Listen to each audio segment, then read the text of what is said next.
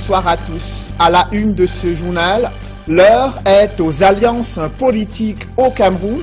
À l'approche des échéances électorales, des plateformes et des coalitions se structurent pour multiplier les chances de gagner au moins la présidentielle 2018. Cependant, le cuisant échec de ces initiatives vécues dans le passé suscite des interrogations sur les stratégies opérationnelles de ces nouvelles mutualisations des forces politiques. À suivre dans ce journal, nous vous donnerons les clés pour déchiffrer l'ADN des nouvelles coalitions de l'opposition. Également, analyser un calendrier électoral 2018 non officiel. Ce soir, les Lions indomptables A' entrent dans l'arène du CHAN 2018 qui se joue au Maroc. Ils doivent affronter dans quelques minutes le Congo. L'ambition des Lions indomptables A', c'est d'aller au-delà des quarts de finale, voire remporter cette compétition du CHAN 2018. Un challenge énorme pour Rigobertson, ancien capitaine des Lions indomptables, reconverti entraîneur. Vous suivrez dans ce journal les premières minutes de ce match des Lions indomptables A'.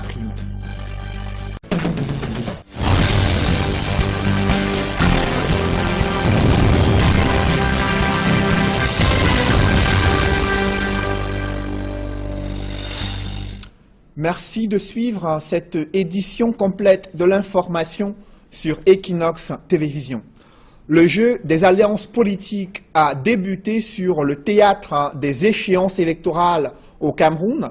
Entre partis politiques et la société civile, des plateformes se structurent et autour de nouvelles figures de l'opposition, objectif déculper sa force politique afin d'avoir de l'énergie et susciter l'adhésion d'une masse électorale capable de pouvoir faire le contrepoids face au régime RDPC et remporter la présidentielle et faire tache d'huile aux élections législatives et municipales.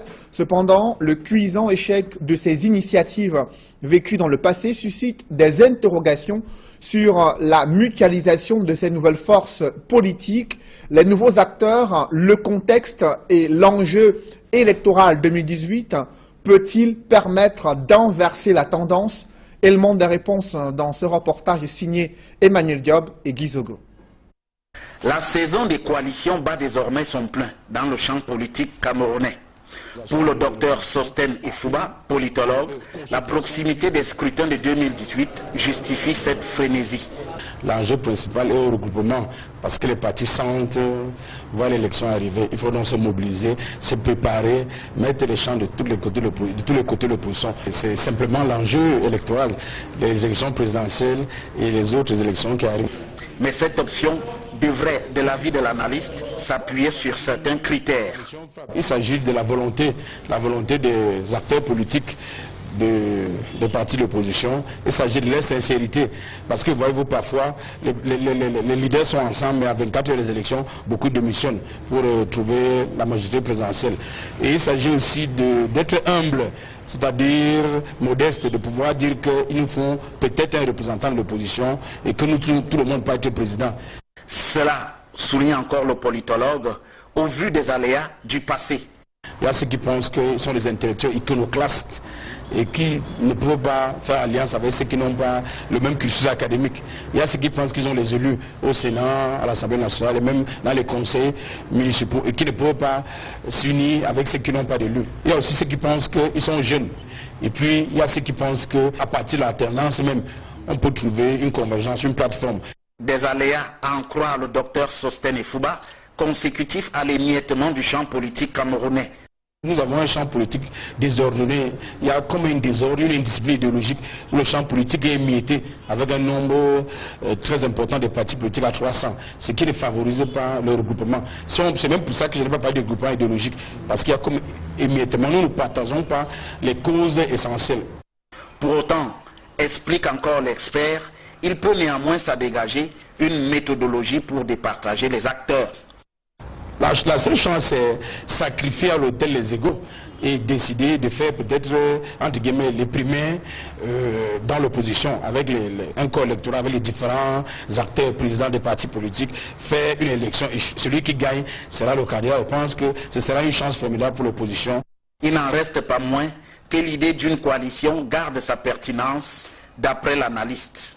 Il s'agit de voir que les expériences antérieures n'ont pas permis à l'opposition de se regrouper et d'apporter une véritable alternance, une véritable réponse vis-à-vis du RDPC. Il faut de ces expériences du passé et de la nouvelle mouvance de la politique de l'élection présidentielle, il est plus que intéressant et même important que l'opposition puisse se réunir. À n'en point douter, un vrai casse-tête pour l'opposition camerounaise, lequel fait certainement l'affaire du pouvoir de Yaoundé. C'est inédit dans l'histoire du SDF. Le mandat du président du principal parti de l'opposition pourrait être désormais limité à 5 ans, renouvelable une seule fois. C'est une révélation exclusive de l'une des résolutions envisagées lors du dernier comité exécutif national du SDF. 48 heures après le NEC, les résolutions officielles restent toujours attendues, mais certains pensent que ce serait la fin de la longévité de John Fundi à la tête du SDF et certainement une ouverture pour les jeunes loups de ce parti politique qui ambitionnent eux aussi d'être candidats à l'élection présidentielle. Enquête menée dans les chaumières du SDF à Douala, c'est un reportage signé Kate Diarra. Au terme du National Executive Committee qui s'est tenu ce week-end à Bamenda, on se serait attendu à ce que le Social Democratic Front, comme à l'accoutumée, rende public un communiqué officiel dans lequel seraient mentionnées toutes les résolutions prises au cours de ces 2 jours de travail, mais que nenni. La cause à cette dérogation, il faut la chercher dans le caractère particulier de ce NEC. D'habitude, nous faisons nos NEC le samedi, on les clôture peut-être vers les 19h, 20h. La commission des résolutions se met en place le dimanche matin et le plus tard à 10h ils ont fini, on signe et puis tout le monde prend la route. Cette fois-ci, le NEC a été très long. Le samedi soir, on a fini à 22h30. On a repris le dimanche à 10h pour finir pratiquement à 19h30, 20h. Vous voyez donc les secrétaires qui sont aussi des employés comme vous et moi devraient prendre la route. Ils n'ont pas eu le temps de tout finaliser avant de partir. Résultat des courses, le communiqué final et les résolutions seront publiés cette fois avec du retard. Mais petit aperçu sur les résolutions qui y seront mentionnées, le maire de Douala 3 fait un gros plan sur la limitation des mandats. En fait, que n'avait jusqu'ici pas intégré le premier parti politique de l'opposition au Cameroun. Dans notre ancien statut, on n'avait pas prévu de limitation de mandat. Ça, c'est un exemple parmi tant d'autres. Et il fallait donc, il y a eu un amendement qui est arrivé pour dire que la prochaine fois, le mandat d'un président national est de 5 ans renouvelable une fois. Donc, les prochains présidents nationaux auront pour mandat que 10 ans, pas plus. Il s'agit là d'un gros coup qui vient préparer le parti aux élections de cette année, mais surtout poser les jalons du départ du chairman John Fundi, de la tête d'un parti auquel il a consacré toute une vie. Ce qui, du point de vue de Célestin Djamène, doit être perçu comme une force d'esprit, le chairman ayant encore les capacités de gérer le parti. J'ai quitté Bamenda moi dimanche dernier. J'ai laissé un homme en pleine forme physique et intellectuelle. Donc je pense que c'est un homme qu'il faut absolument respecter parce qu'il a tenu merveilleusement ce parti pendant près de 30 ans aujourd'hui. Et je crois que pour moi, il a encore les ressources et les qualités nécessaires pour pouvoir conduire ce parti. Le nouveau président du parti et les différents candidats aux élections seront élus lors du congrès que le SDF organisera le dernier week-end du mois de février. Loin d'être déstabilisés par le presque retrait du chairman, les cadres du parti politique de l'opposition se disent sereins. Vous savez, le SDF n'a peur de rien, le SDF a peur de la peur. Et je dois dire qu'aujourd'hui, le président national du SDF est un homme qui s'est illustré encore une fois de plus par son rejet d'une logique patrimoniale du pouvoir. Il pense que quand la santé, les préoccupations de santé prévalent sur la fonction, il faut pouvoir renoncer à sa tâche. C'est d'autant plus que John Fundi ne sera pas totalement mis à l'écart. Un poste de président d'honneur sera taillé sur mesure pour lui accorder un droit de regard sur la vie du parti. Le regard résolument tourné vers le futur, le SDF se dit prêt à faire des alliances avec un ou plusieurs autres partis politiques de l'opposition, à condition qu'il soit à la hauteur de son expérience politique. Nous sommes ouverts mais à condition que les choses se prennent dans le bon sens. Il ne faut pas venir nous dire d'aller suivre quelqu'un qui sort du quartier, et alors que nous avons nous traînons 27 ans d'expérience.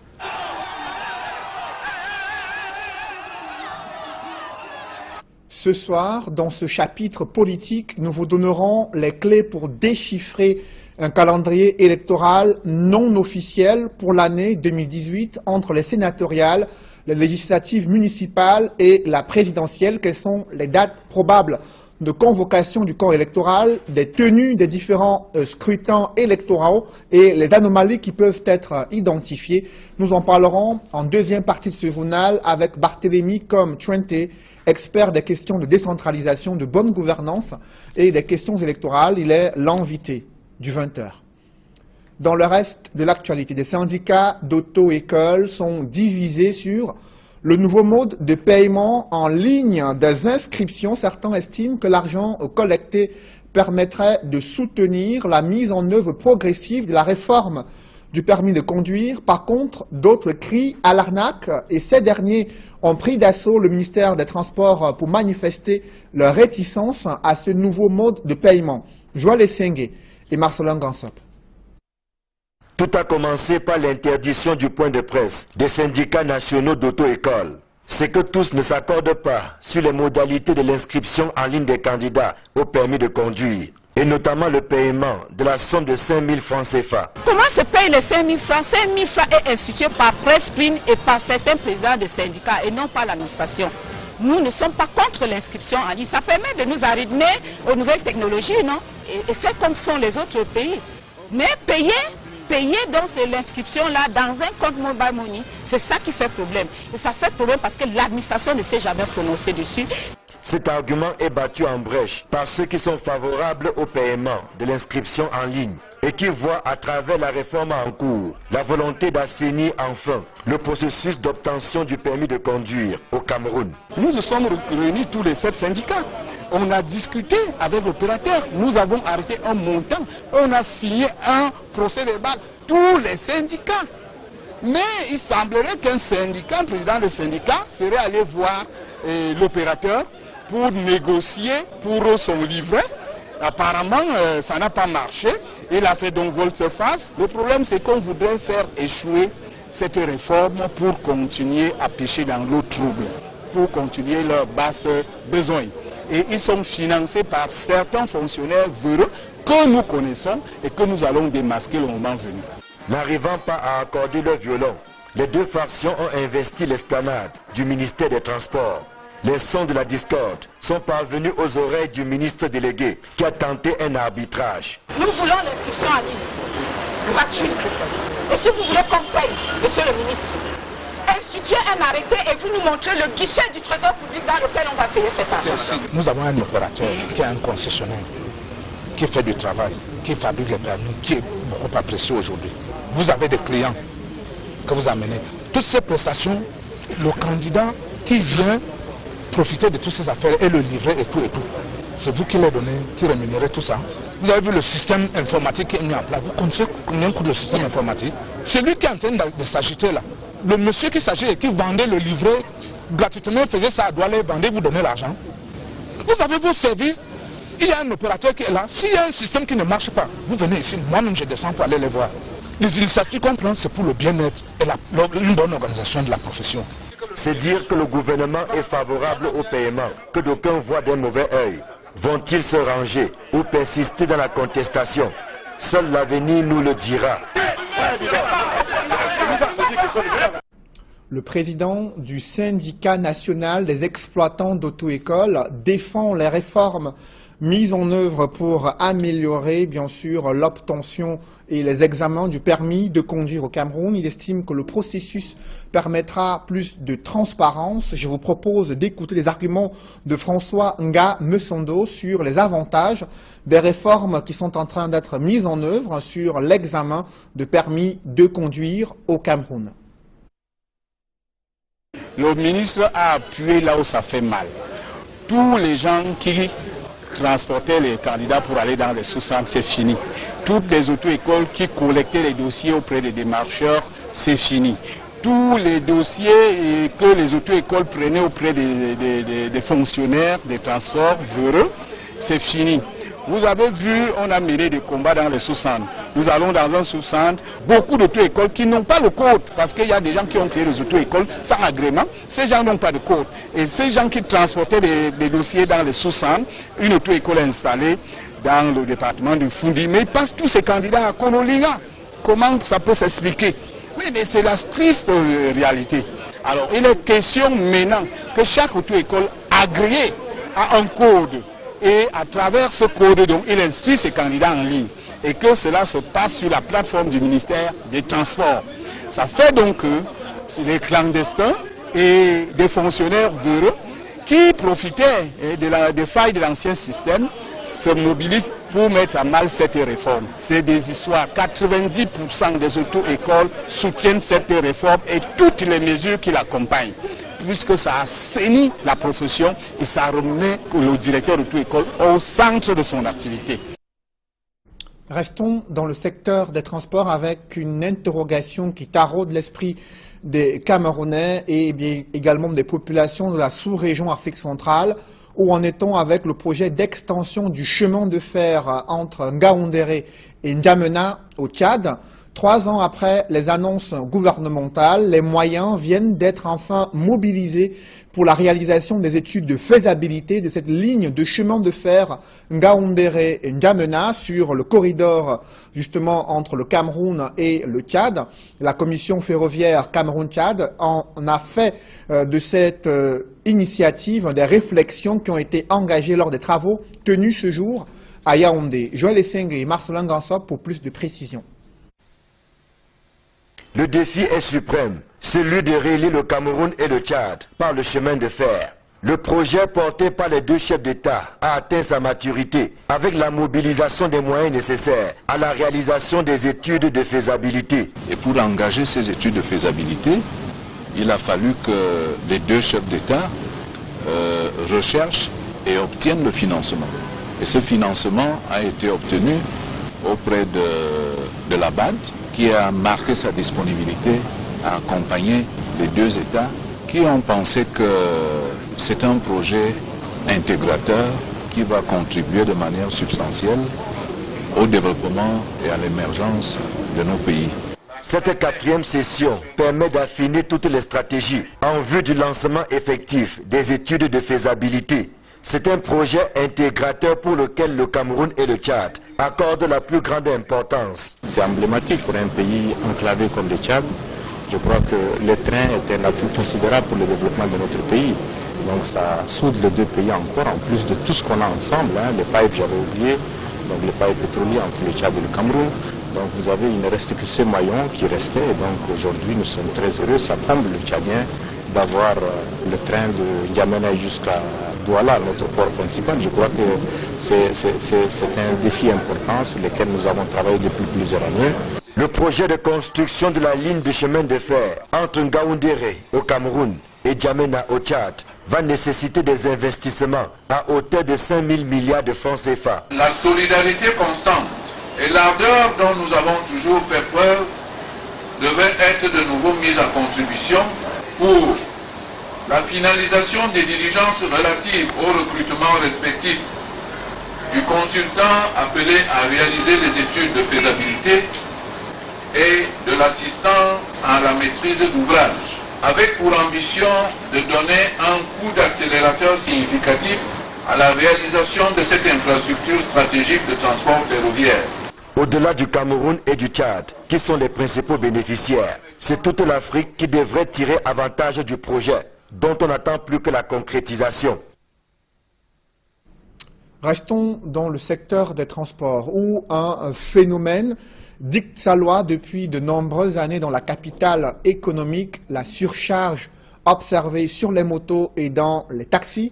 Passagers et également chauffeurs de taxi ou de moto-taxi, ça donne à cœur joie. Certains évoquent la conjoncture économique et pourtant ils sont conscients des risques élevés d'accidents et autres contraintes auxquelles ils sont exposés. C'est le constat qu'ont fait nos reporters Innocent Abega et Gladys Sidier dans ce reportage.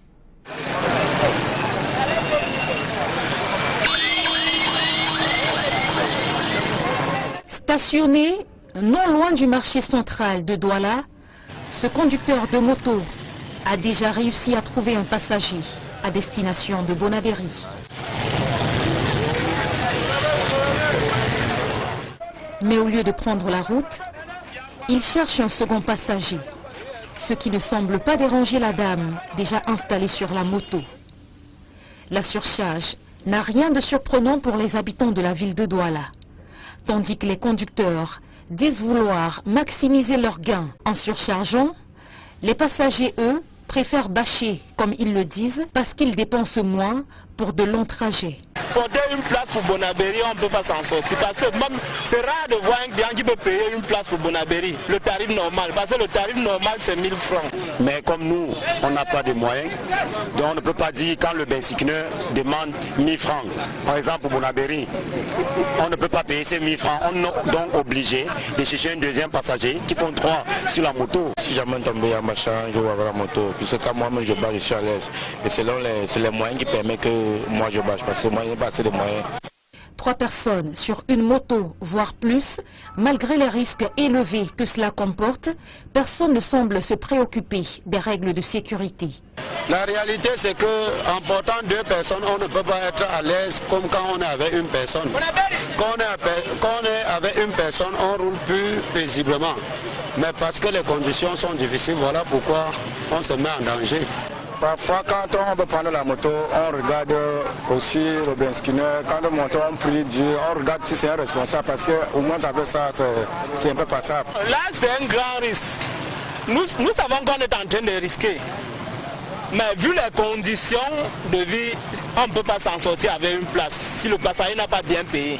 Les taxis aussi s'en donnent à cœur joie. Dans leur cas, on parle du phénomène 4-2. Nous, on prend 4-2. Parce que les clients nous obligent à le faire, parce que nous partons d'ici à 12 km à Tradex. Et nous ne parvenons pas à rembler le compte parce que le carburant est d'abord cher. Et nous on prend 4-2 au lieu de 4 personnes. Normalement 4-2 veut dire 6 places parce que le trajet est long. Pourtant reprimés par la loi, les usagers ont fini par s'accommoder à cette pratique.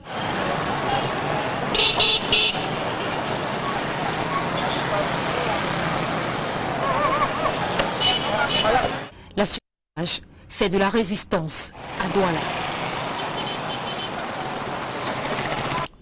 Je vous le disais en titre, les Lions indomptables A-Prime qui entrent dans l'arène. Désormais, l'entraîneur des Lions A-Prime, le premier match qui débute dans quelques minutes du côté du Maroc.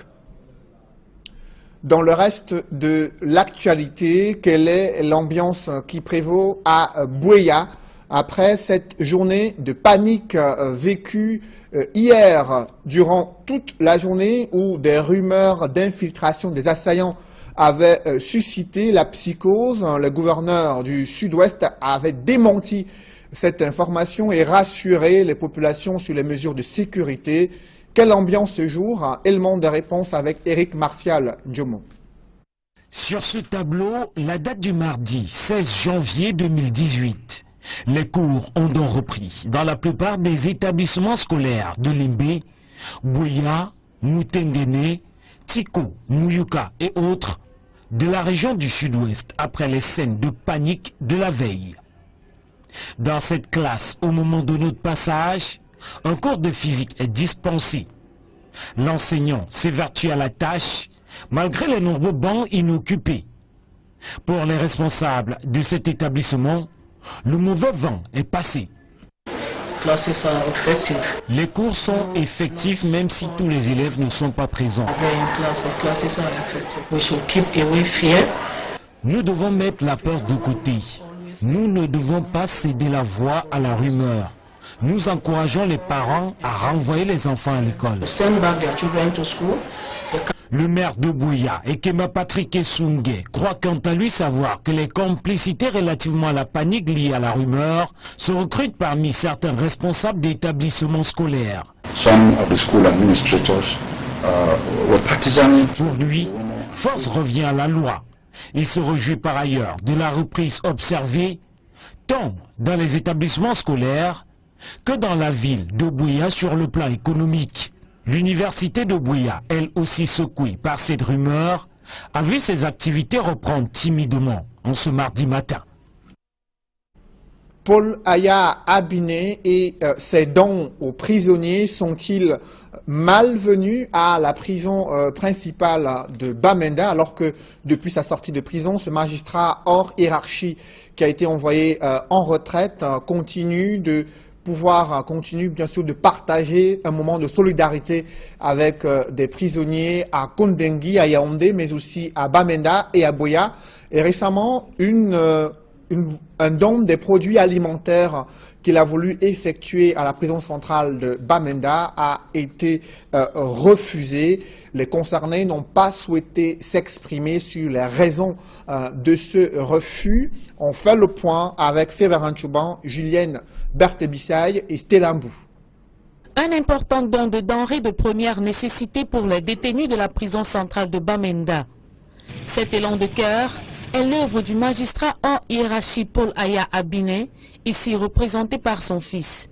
Depuis sa libération de prison le 30 août 2017 par un décret présidentiel, le magistrat n'a cessé de démontrer sa solidarité envers les détenus. Malheureusement, cette aide humanitaire ne sera acheminée à qui de droit. Nous avons acheté les produits de première nécessité pour les détenus de la prison centrale de Bamenda. Nous avons souscrit normalement pour le faire, mais nous avons reçu un appel du régisseur de la prison nous faisant savoir que nous ne sommes pas permis d'être ici et que nous devons nous rendre à Yaoundé pour obtenir une autorisation afin d'offrir cette aide humanitaire. Et nous sommes vraiment déçus. Malgré ce refus, l'équipe du People's Action Party n'entend pas lâcher prise. Nous sommes en train de trouver des voies et moyens afin de faire parvenir ces dons humanitaires aux prisonniers en lieu et place de notre présence, parce que nous sommes interdits de le faire. Espérant que la démarche entamée auprès des autorités compétentes aboutisse, ce don servira à l'amélioration des conditions de vie des détenus de ce centre pénitentiaire. Sa famille politique ne l'a pas oublié 47 ans après l'exécution d'Ernest Ouandjé à Bafoussam. Des UPCistes ont rendu hommage à l'un des pères fondateurs de ce parti nationaliste, un héros qui a défendu une réelle indépendance du Cameroun. Dallas Tiana et Jean-Paul Chouniat. La commémoration de la mort d'Ernest Ouandjé est un rituel à l'Union des populations du Cameroun.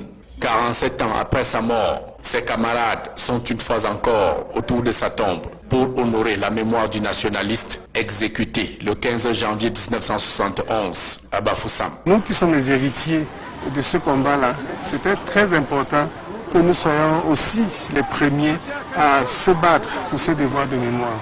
Pour ses héritiers, le martyr Ernest Ouandjé et ses camarades de lutte, Omniobé, Félix Moumié et tous les autres, doivent rester à jamais des modèles pour la jeunesse. La jeunesse du Cameroun doit s'engager, elle aussi, pour que le Cameroun reste souverain et uni. Parce que c'est pour cela, pour cette souveraineté et pour cette unité que se sont battus et qu'est mort Ernest Ouandjé. Je dis à la jeunesse camerounaise qu'en réalité, les valeurs de patriotisme qui sont contre la corruption et tous les mots qui minent le Cameroun devraient être remis en valeur. Et l'une des personnes que je pense être plus agréable pour ça, c'est Ernest Ouandjé. À l'Union des populations du Cameroun, Ernest Ouandjé et ses camarades ne s'étaient pas battus jusqu'à la dernière goutte de sang pour libérer uniquement le Cameroun. La graine qu'ils ont sémée, elle n'a pas tombé seulement au Cameroun. Ils l'ont portée beaucoup plus loin et partout ailleurs. Ils ont été les parrains de la libération de l'Afrique. Et pour coller à l'actualité de l'heure dans les régions du sud-ouest et du nord-ouest, le thème retenu pour cette 47e commémoration est « Crise anglophone, la diversité est notre force ». Parlons à présent de cette mission d'inspection de la CAF qui séjourne à Douala. Ce mardi, elle a pu visiter quelques infrastructures sportives et hôtelières afin d'évaluer le niveau de préparation du Cameroun, pays hôte de la CAN 2019. Un reportage Farel Bounia et Donald Brice-Kamgan.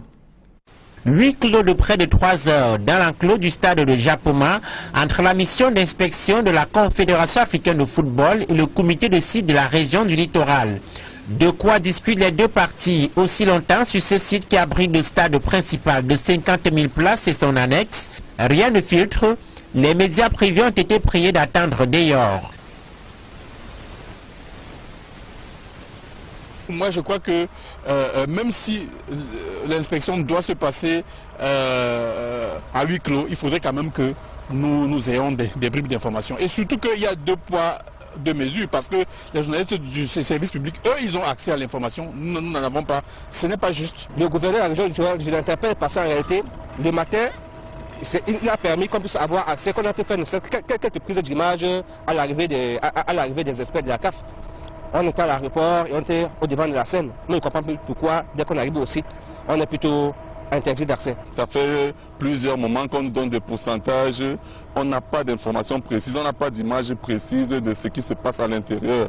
Nous, on a pensé qu'aujourd'hui, que la mission de la CAF devait être là. Nous aussi, on devait avoir accès à ce site qui est très fermé depuis un bon bout, pour des raisons qu'on ignore. Si c'est jaune, c'est jaune. Si c'est noir, c'est noir. Si les employés sont à la tâche sur le chantier à 20% de réalisation, d'après le maître d'œuvre, qui projette la livraison en septembre prochain, ce n'est pas sans rappeler les turbulences que connaît le climat social dans ce projet. La dernière infrastructure sportive inspectée pour cette première journée, c'est le stade de Mbappé-Lépé où les travaux sont entamés.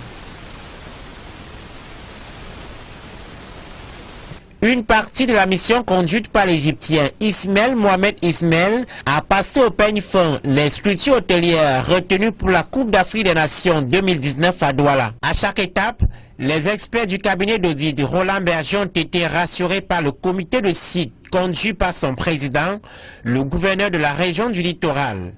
Aux côtés des techniciens, Samuel Dieudonné Eva Dibois a expliqué aux auditeurs que le littoral sera prêt pour la compétition.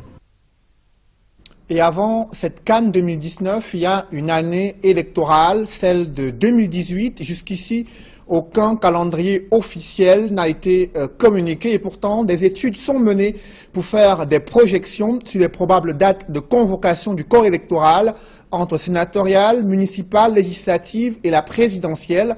Toutes ces 4 élections peuvent-elles se tenir cette année 2018? On en parle dans une poussière de seconde.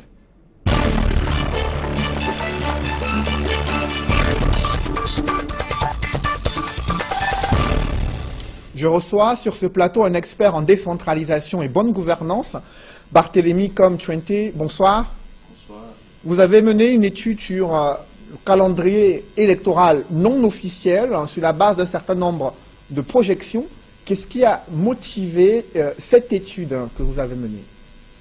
Et comme vous le savez, les élections sont un temps fort dans le processus démocratique d'un pays. Car les élections seules sont considérées comme le moyen de représentation de la population et d'accession au pouvoir. C'est pour cela que le peuple souverain attache beaucoup d'importance à l'organisation des élections transparentes, crédibles et sécurisées, car elles contribuent aussi à un apaisement du climat social et du climat politique. L'un des instruments de la transparence, ce serait la communication officielle sur le calendrier électoral. Elle reste encore attendue jusqu'à ce jour, mais vous avez mené cette étude-là. Sur quelle base avez-vous effectué vos calculs pour mener des projections sur un calendrier électoral non officiel? La base de mon étude est fondée essentiellement sur le code électoral. Parce que le code électoral en soi-même a des dates vraiment fermes en matière d'organisation du scrutin et de convocation du corps électoral.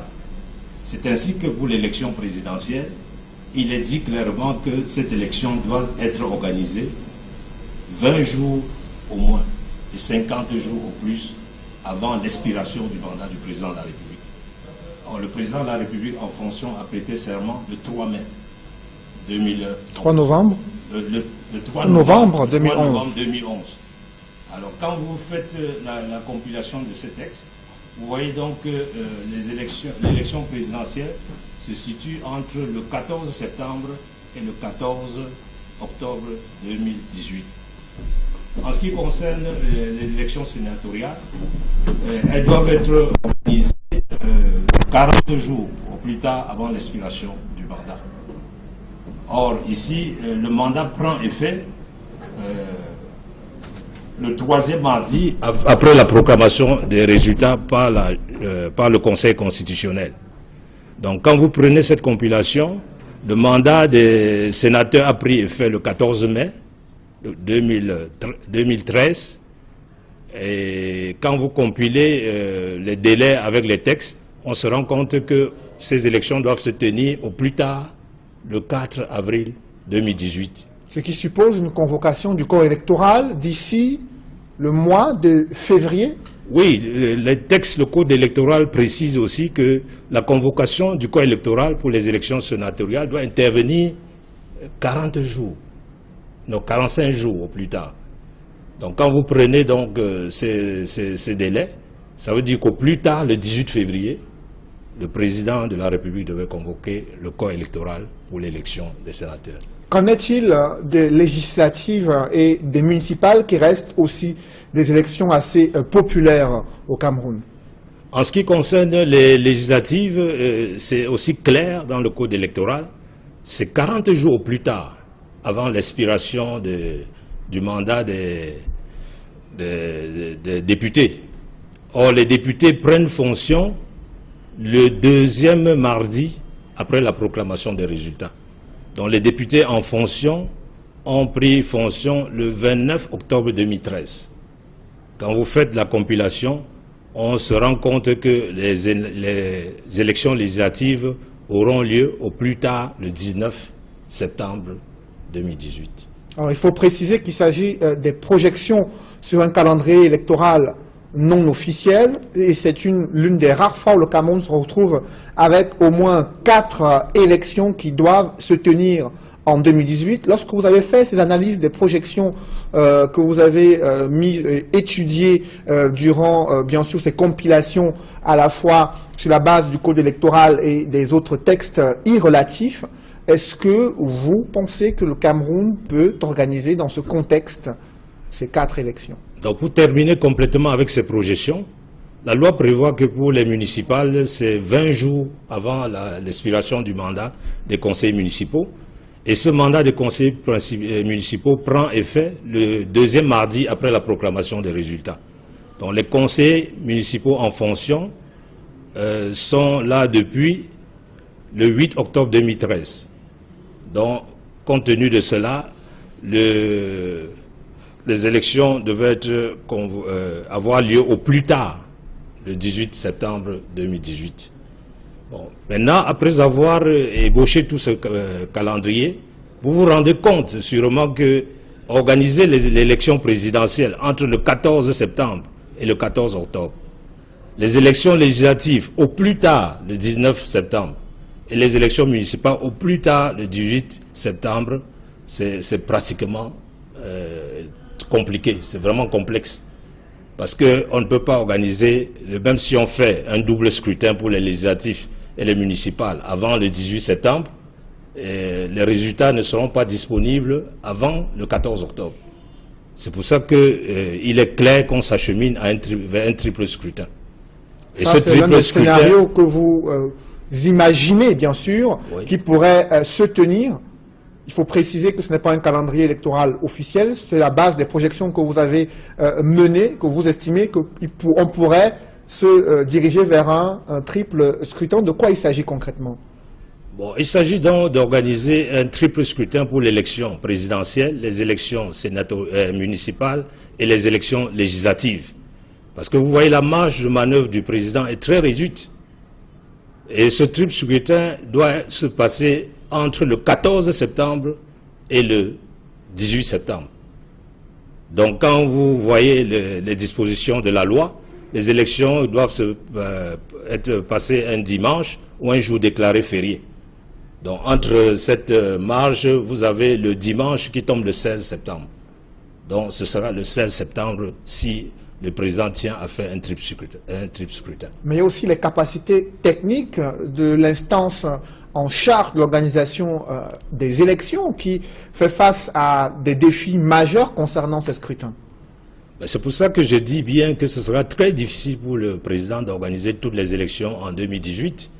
Il a encore la prérogative de proroger le mandat des conseillers municipaux et le mandat des députés.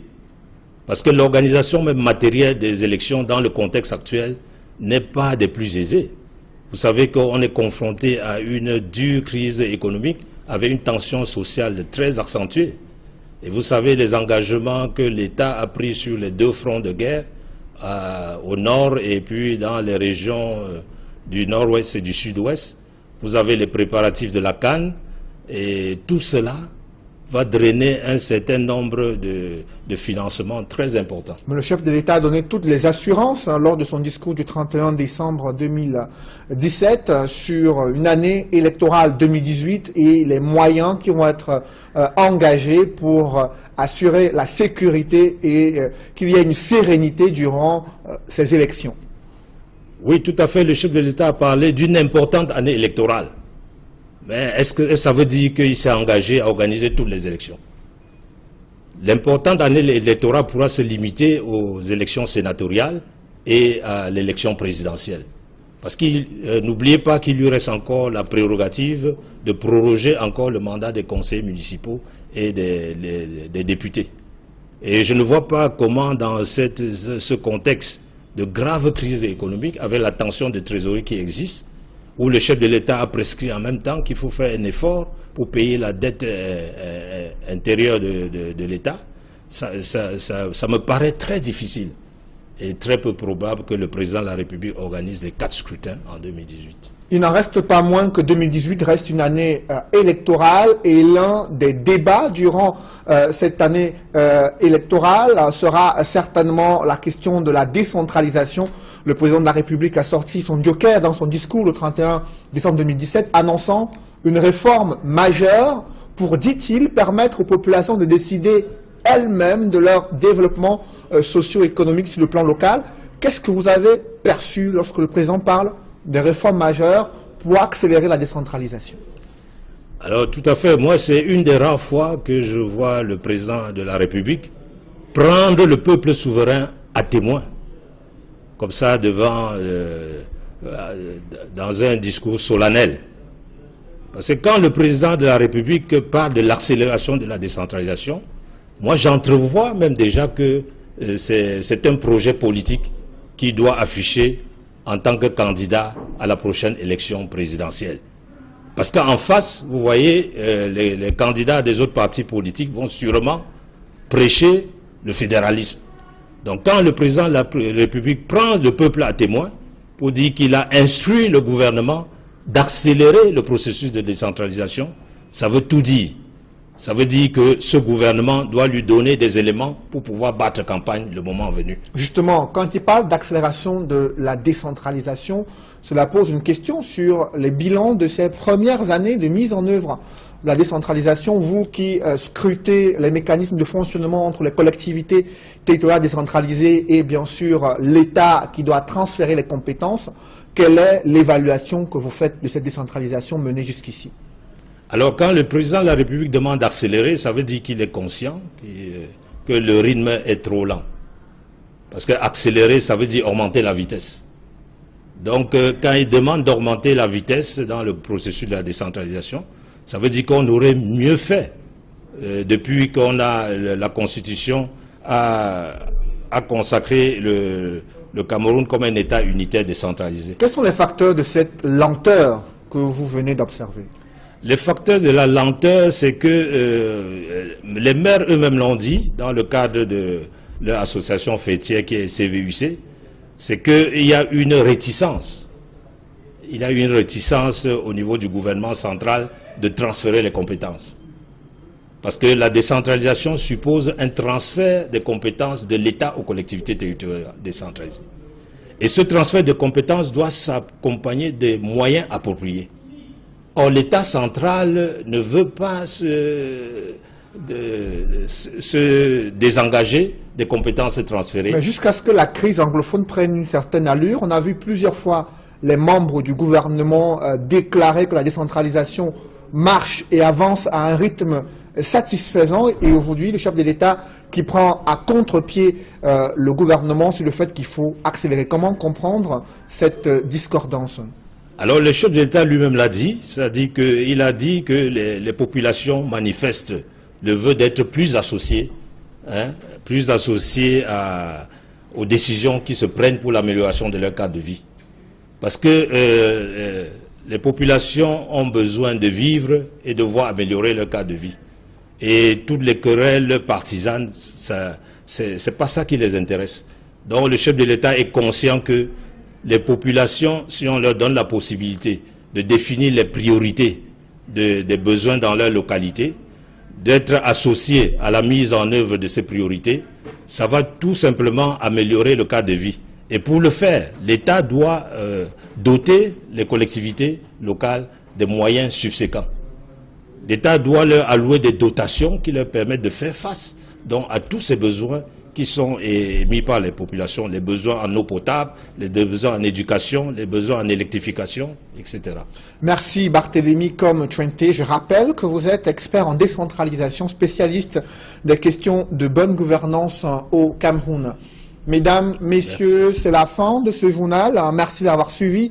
Restez sur Equinox Télévision juste après cette édition du 20h, l'émission Parole de femmes, présentée par Julingue Nyonde. Bonne soirée sur Equinox Télévision.